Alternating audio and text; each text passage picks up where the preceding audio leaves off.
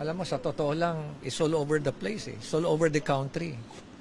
Sa dami ng mga natatanggap namin, talagang, I know it is widespread, pero hindi ko naisip na ganun pala ka-massive, ganun pala kalalim, ganun pala katindi yung corruption sa flood control projects. Pero hindi lang flood control projects.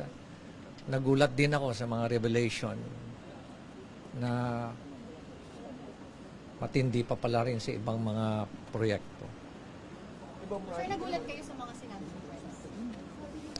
Yeah, nagulat din kami.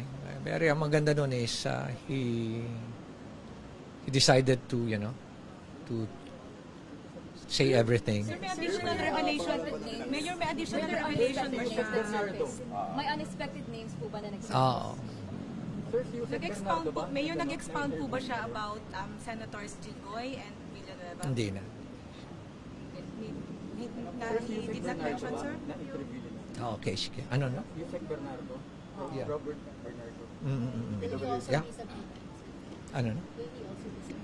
Oo na, lahat yan. So, sir,